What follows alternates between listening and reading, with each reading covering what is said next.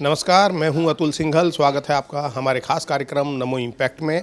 दोस्तों, इस कार्यक्रम में हम चर्चा करते हैं समाज की ऐसी हस्तियों से जिन्होंने समाज को एक दिशा दिखाई हो, जो अपने फील्ड के एक्सपर्ट हों।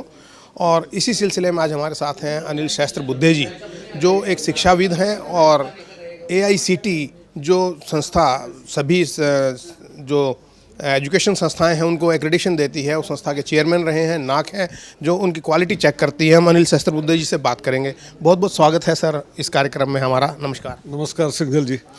सर, सबसे पहले तो हम आपसे जानना चाहेंगे, 10 साल हो गए सरकार को, शिक्षा के क्षेत्र में क्या बदलाव देखे, किस प्रकार के बदलाव देखे? क्योंकि पहले HRD मिनिस्ट्री होता था, पहली बार हमने शिक्षा मंत्रालय सुना। इसके पहले भी शिक्षा मंत्रालय ही था पहले, उसको MHRD यानी उसको बदल के नाम हुआ था। और जो राष्ट्रीय शिक्षा नीति आई 2020 में, जिसमें कहा गया कि MHRD जो है ministry of human resource development, इसका नाम बदल के शिक्षा विभाग यानी एजुकेशन मिनिस्ट्री होना चाहिए। उसके वजह से पहले ही 10 दिन में प्रधानमंत्री जी ने इसको मान्यता देकर इसका नामकरण कर दिया। सर, इतना बड़ा देश, वहाँ पर शिक्षा मंत्रालय को हटा दिया जाए या उसका नाम बदल दिया जाए, कितना उचित आप मानते हैं? नहीं, नाम बदलने का सवाल नहीं है। देखिए, ऐसा है कि शिक्षा का उपयोग किस लिए होता है? आदमी को आदमी बनाने के लिए। उसमें अलग अलग जो कैरेक्टर्स होते हैं, कैरेक्टर बिल्डिंग के लिए होता है। तो ह्यूमन रिसोर्स डेवलपमेंट का मतलब वो सिर्फ जॉब के माध्यम से आगे जॉब करने के लिए उपयुक्त होगा। वेयर शिक्षा मंत्रालय बोलने से उसको ऐसी शिक्षा मिलेगी जिससे वो अपनी ज़िंदगी में जॉब भी पा सकेगा, एंटरप्रेन्योर भी हो सकेगा, राष्ट्र सेवा भी कर सकेगा और अपने खुद के साथ इनोवेशन करते हुए पूरे समाज को भी बदलने में उसको इच्छा शक्ति प्रकट होगी, संस्कार ये सब हो जाएगा। इसके लिए ये शिक्षा नाम बहुत ज़रूरी था। जैसे आपने ये कहा कि केवल रोज़गार पाने के लिए, हमने ये भी देखा कि पिछले कुछ दशक के अंदर नए नए कॉलेज खुल गए जो उनकी क्वालिटी है। हालांकि चूंकि आप नाक से भी जुड़े हैं, उसके भी चेयरमैन हैं, जो स्तर है शिक्षा का वो काफ़ी कम हुआ है। और अगर एक तरीके से मैं ये कहूँ कि अंगूठा छाप डिग्री होल्डर बना दिए गए, तो मुझे नहीं लगता कि कोई अतिशयोक्ति है इस बात। नहीं, सबसे महत्वपूर्ण शिक्षा में कॉलेजी या पुस्तकी विद्या के अलावा उनको अनुभव की विद्या होनी चाहिए। इसलिए इंटर्नशिप सभी लोगों को मिलनी चाहिए। इसके ऊपर जोर दिया गया शिक्षा नीति में। और उसके पहले जैसे हमने AICTE में इंटर्नशिप पोर्टल बनाया कि इंडस्ट्री को और छात्रों को जोड़ने का एक ये संयोग है कि जिसके ज़रिए कॉलेज में जो सिखाया जाता है वो प्रैक्टिकली कैसे अप्लाई होता है, कैसे इम्प्लीमेंट होता है। ये जब तक देखोगे नहीं तो छात्र की शिक्षा पूरी नहीं होती है। देखिए, आप मेडिकल एजुकेशन में दे दीजिए, जब 4.5 साल का प्रोग्राम होने के बाद जब वो डिग्री मिलती नहीं है, लेकिन उनको 1 साल और इंटर्नशिप यानी हॉस्पिटल में सीनियर डॉक्टर के साथ हर रोज़ चक्कर लगाना पड़ता है, तभी उनको डिग्री मिलती है। तो वैसे इंजीनियरिंग में हो, आर्ट्स में हो, कॉमर्स में हो, साइंस में हो, जब तक नहीं करेंगे तो विद्या अधूरी रहती है। तो इसलिए अनुभव युक्त जब तक शिक्षा नहीं होगी तब तक ठीक नहीं होगा। इसीलिए ये जो NAC में एक्रेडिटेशन सिस्टम था, जिसमें A++, A+ और B, C ऐसे अलग अलग ग्रेड दिए जाते थे, उसमें लोगों के बीच में एक तरह की ऐसी ईर्ष्या हो रही थी कि हमको लोअर ग्रेड नहीं मिलना चाहिए, अच्छा ग्रेड मिलना। उसके लिए बहुत सारे गलत चीज़ों को होने लगा था। इसलिए उसको बदलते हुए अब NAC में बदलाव होके बाइनरी एक्रेडिटेशन का सिस्टम आएगा। और जो अच्छे हैं उनको मैच्योरिटी बेस्ड लेवल 1, 2, 3, 4, 5 देना चाहिए। ऐसा डॉक्टर राधाकृष्णन कमेटी का रिपोर्ट आया है, उसको मान्यता देकर आगे बढ़ रहे हैं। ये तो प्रोफेसर साहब उसके लिए है कि जो अच्छा करना चाहते हैं, प्रतिस्पर्धा की आपने बात की। लेकिन जो मेरा सवाल था, बहुत सारे संस्थान ऐसे हैं जिनके पास मूलभूत या बुनियादी सुविधाएं नहीं है, इंफ्रास्ट्रक्चर पूरा नहीं है, लेकिन वो इंजीनियरिंग भी करा रहे हैं, डॉक्टरी भी करा रहे हैं, वकालत भी करा रहे हैं। तो इसमें किस तरीके से बदलाव हो सकता है, बेहतर किया जा सकता है? इंफ्रास्ट्रक्चर के बिना तो कोई भी कॉलेज नहीं बन सकता है। कहीं गलतियाँ हो गई है तो उसको सुधारना पड़ेगा, क्योंकि इंफ्रास्ट्रक्चर के बिना अप्रूवल इंजीनियरिंग में नहीं दिया जाता है, मेडिकल में नहीं दिया जाता है।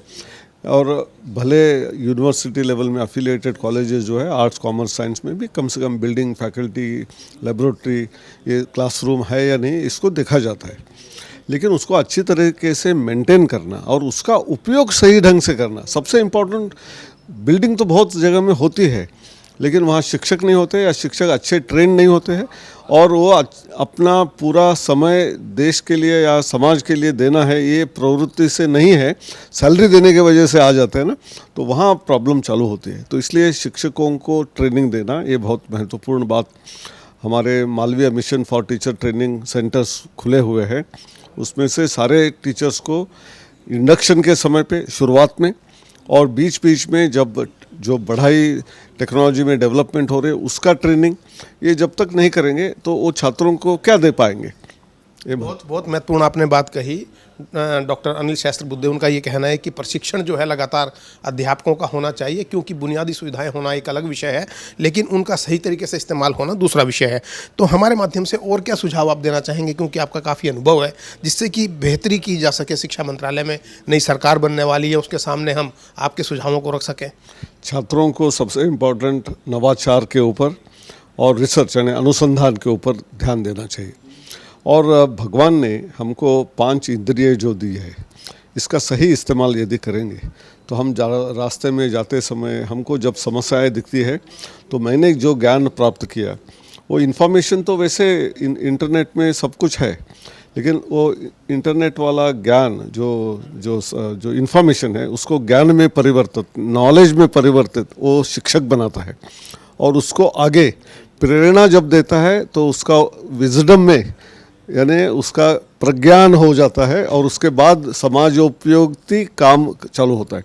तो इसलिए हर कॉलेज में इनोवेशन सेल होना चाहिए, प्राध्यापकों को स्टूडेंट के साथ संवाद रखना चाहिए, वो अलग और हम अलग ऐसा नहीं है। और कई बार छात्रों से शिक्षक सीख सकते हैं और शिक्षकों से तो छात्र सीखते ही हैं, और ऐसा जब माहौल बन जाएगा तब देश बहुत ही उन्नत स्थिति में जाएगा। बिल्कुल ठीक कहा। जो मेरा पहला सवाल था वो अधूरा रह गया था। पिछले 10 साल में, क्योंकि कार्यक्रम का नाम भी नमो इम्पैक्ट है, क्या बदलाव आपने देखा?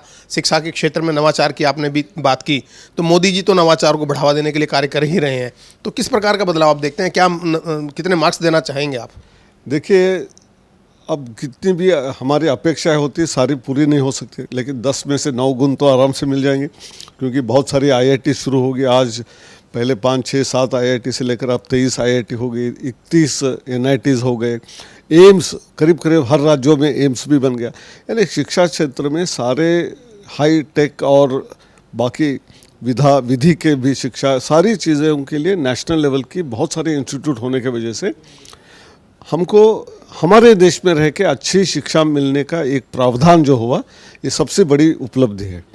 और वैसे ही उनको सपोर्ट देते हुए इनोवेशन कल्चर, इसलिए अटल इनोवेशन मिशन से स्कूली शिक्षा में से लेकर छात्रों को इनोवेटिव बनने के लिए अटल इनोवेशन मिशन के आप देखते होंगे कि टिंकरिंग लैब्स बनाई स्कूलों में, करीब करीब 10,000 स्कूलों में। अब सारे स्कूलों में तो नहीं बन सकी, क्योंकि इतना फंड का प्रोविज़न बनाने में समय लगेगा, लेकिन लोगों को पता चला कि क्या करने से हमारे छात्रों को अच्छी शिक्षा प्राप्त होती है, उनमें से इनोवेशन नवाचार बन सकता है। हमने AICTE में स्मार्ट इंडिया हैकेथॉन शुरू किया। प्रधानमंत्री जी हर एडिशन में रात को 8 बजे, जब छात्र 12 घंटे का कार्य करने के बाद अभी भी काम करते रहते हैं, तब उनको प्रोत्साहन देने के लिए उनके सामने पेश होते हैं, उनसे बातचीत करते हैं। ऐसे प्रोत्साहन करने वाले प्रधानमंत्री जब रहते हैं, तब नेचुरली स्टूडेंट को बहुत सारा इंस्पिरेशन, मोटिवेशन मिलता है और अच्छा काम करने में सुविधा होती है। बहुत बहुत धन्यवाद हमसे बात करने के लिए। डॉक्टर अनिल सहस्त्रबुद्धे जो शिक्षाविद हैं, उन्होंने काफ़ी सारे सुझाव दिए हैं कि किस प्रकार से शोध को बढ़ावा दिया जाना चाहिए, और छात्र जो हैं केवल नौकरी पाने के लिए शिक्षा ग्रहण ना करें, बल्कि एक अच्छे नागरिक बने और अपना काम भी शुरू कर सकें। इसके लिए नवाचार को भी बढ़ावा दिया जा रहा है। कार्यक्रम नमो इम्पैक्ट में आज इतना ही। नमस्कार।